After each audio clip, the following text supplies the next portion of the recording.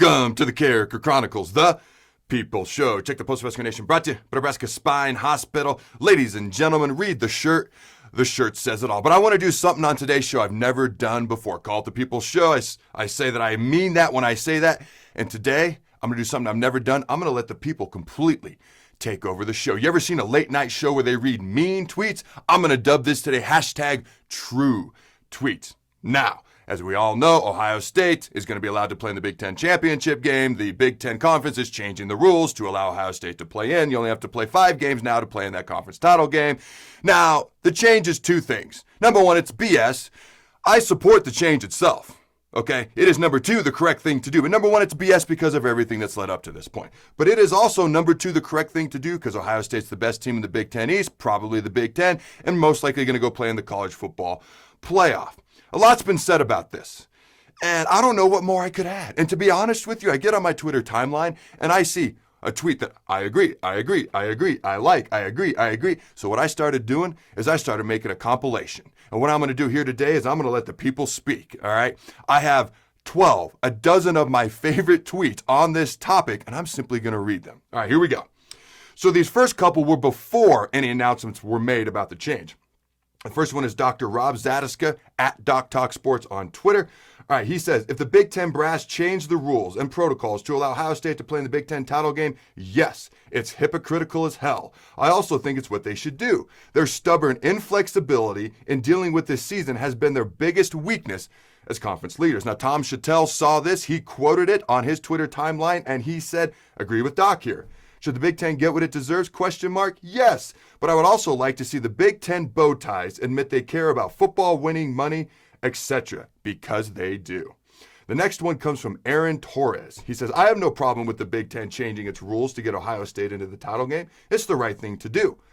What I do have a problem with is Nebraska asking the same to alter rules to get games in and being mocked by the public and media for it. Both can be true. At Hot Mess Husker on Twitter, simply Meg as she's known, I'm good with the Big Ten changing the requirement for minimum number of games to be in the championship Ohio State deserves to play. I just hope when they announce the change they say, we realize we have been absolute wankers throughout this season and apologize for our lack of balls. Next up is Mike Shaper of 247 Sports, and he had a lot to say. He said, I don't think Nebraska fans are all that mad if the Big Ten makes the correct decision and allows Ohio State to play. Any anger stems from the ridiculous, condescending national commentary that followed the request to play Tennessee-Chattanooga or even Frost's August presser. Nebraska got dragged by every media outlet for wanting to play football, then got dragged for wanting to play football and also losing repeatedly. Unnamed Big Ten sources and columnists alike lampoon Nebraska as ungrateful and conniving. For what? Attempting to play?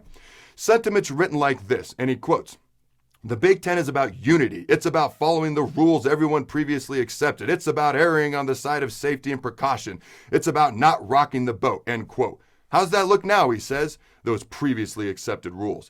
But again, the conversation is, why are these Nebraska fans whining? When it should have always been, how did the Big Ten screw this up so bad and who is ultimately at fault? But I'm guessing that's not making its way into any unnamed source columns at the usual stops. Even a small attempt at understanding why a football team wants to play football and not attempting to dunk on a program/fan base just simply for internet high fives would allow many of these same national voices to not look like human pretzels while attempting to rationalize themselves now.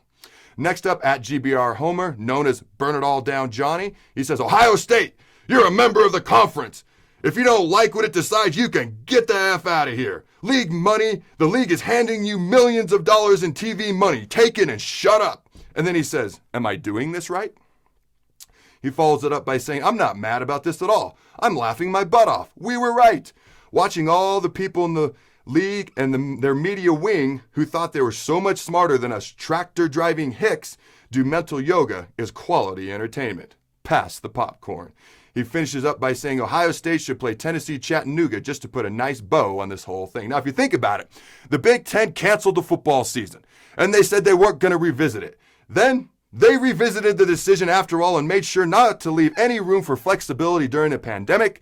And then They told Nebraska, no, you may not schedule an out-of-conference opponent if your game is canceled. We're not going to change the rules for any one team. And then for Ohio State, they changed the rules so they could get in the Big Ten championship game. Now we all agree they should be in. It's not about what they're doing now. It's about all the BS that's led up until now. All right, the people have spoken. We told you so. And man, is Kevin Warren bad at his job. Go Big Red, and always remember to throw the bones.